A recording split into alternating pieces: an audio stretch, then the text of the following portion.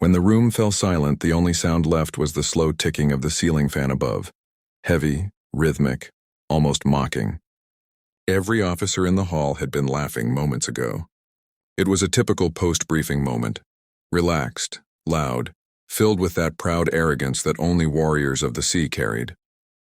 Then Admiral Harris, half grinning, turned toward the quiet woman standing at the edge of the room and asked, "So, Lieutenant Grace, what's your kill count?" It was supposed to be a joke, a light remark thrown into the air for a chuckle or two, but the way her eyes shifted slow and hollow in the silence that followed, it changed everything. Grace didn't answer right away. Her lips trembled not with fear but with something deeper, grief disguised as composure. The laughter faded. Even the Admiral's smile weakened as he noticed her hands slightly clenched at her sides, her knuckles pale against her dark uniform. When she finally spoke, her voice was calm, too calm. "If you mean how many I've killed, sir," she said softly. Then I stopped counting the day I realized I couldn't tell who I was saving anymore. The silence that followed was suffocating. No one moved. No one dared to breathe too loud. It wasn't just the weight of her words. It was the truth behind them that froze everyone in place. Because behind those words was a story that none of them knew, a story that didn't belong to medals, ranks, or mission reports, a story that began far away from the polished decks of the Navy, on a dirt road in a small town where a little girl once dreamed of flying, but had no idea what it would cost her. Grace grew up in a world that never gave her anything for free. Her father, a mechanic who fixed old engines, taught her everything about machines, how they breathed, how they broke, and how they could live again if you had patience. Her mother, a schoolteacher, taught her something else: compassion. The kind that doesn't wear a uniform but still fights every single day. When Grace enlisted at 21, she didn't do it for glory. She did it because she wanted to protect people like her parents, simple, good-hearted souls who never asked for war but always paid its price. At the academy, she was the quiet one. Not because she was shy, but because she was listening, watching, learning. Her instructors called her Ghost, not because she was invisible, but because she always seemed to appear exactly where she was needed, unnoticed until it was too late to ignore her. She didn't speak much, but when she did, her words had the weight of someone who had already seen too much. Her first deployment was a humanitarian mission, a storm relief operation in the South Pacific. That's where she learned her first real lesson. Sometimes saving lives feels like fighting a losing battle. The devastation was beyond anything she had imagined.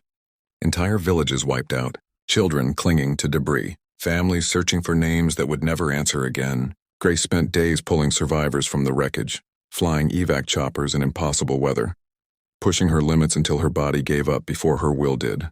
When they finally returned to base, the crew called her the Angel with a Rotor. She hated the name, because angels don't have nightmares. But everything changed 2 years later during a classified mission in a conflict zone no one was supposed to acknowledge existed. Grace was assigned to pilot an attack helicopter, her first real combat role. At first, she carried out her orders like everyone else: targets, coordinates, confirmations. But one night, a call came through. Urgent, panicked. A friendly convoy had been ambushed near a civilian area. Grace's unit was the closest. She went in without waiting for backup.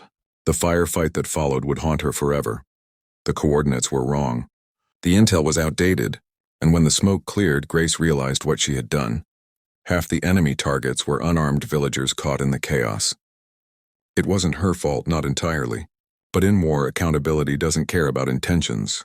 The next morning, she found a small bracelet among the wreckage, a child's with blue beads and a cracked heart charm. She kept it hidden in her flight suit pocket for years after, a reminder of what her uniform couldn't erase. From that day, Grace stopped celebrating victories. She stopped counting kills. Because every enemy eliminated came with a shadow, a whisper that maybe, just maybe, one of them wasn't supposed to die. She became colder, quieter, but her performance never faltered. She flew harder, faster, and more precise than anyone. She volunteered for every dangerous mission, every near-suicidal operation, as if trying to repay a debt that couldn't be paid. Her reputation grew. The ghost pilot, the Navy's miracle in the sky. But inside she was crumbling, one mission at a time. Then came Operation Iron Sea, a rescue mission gone wrong. Her chopper was hit. She crash-landed behind enemy lines, saving her entire crew with injuries that should have ended her career. The footage of her dragging 2 wounded soldiers through burning wreckage made headlines for weeks. She was promoted, decorated, celebrated, but when she woke up in the hospital, her first question wasn't about medals. It was, did everyone make it? And when they told her one didn't, she didn't speak for 3 days. Years passed. Grace rose in rank but withdrew from the world around her. Her eyes, once sharp with determination, now carried a distant sadness that others mistook for stoicism. She didn't attend award ceremonies. She didn't give speeches. She just flew, mission after mission, because in the air, she could almost forget what was on the ground. And that's what brought her here, and standing in that briefing room, surrounded by officers who'd never seen real loss, listening to laughter that had forgotten what sacrifice sounded like. When the Admiral asked that question, she saw flashes, the bracelet, the faces, the flames, and her answer wasn't a number, because numbers mean nothing when you've seen humanity vanish before your eyes. She paused after speaking. The Admiral, pale and silent, finally looked away. No one laughed anymore. Some lowered their heads. Others stared at her, suddenly realizing that heroism doesn't always look proud. Sometimes it looks tired, broken, and endlessly human. The Admiral cleared his throat, muttered an apology, and dismissed the room. But as Grace walked out, a young cadet rushed to her side. He didn't say anything. He just saluted, not out of protocol but out of respect. Because in that moment everyone understood. The real measure of a soldier isn't how many lives they take, but how much of their soul they give away to save others. That night, Grace sat alone on the dock, the moonlight rippling across the black water. She took out the old bracelet, the one with the cracked heart, and held it tight in her hand.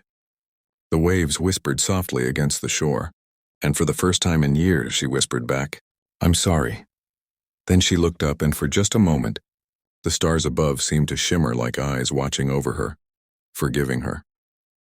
If this story touched your heart, please don't forget to like and share it. Your support helps us tell the stories of real courage and unseen sacrifice, the kind that never makes it into medals or history books, but deserves to be remembered. Special request: tell us in the comments what you think true heroism really means. Your words might just inspire someone who's still fighting their own unseen battles.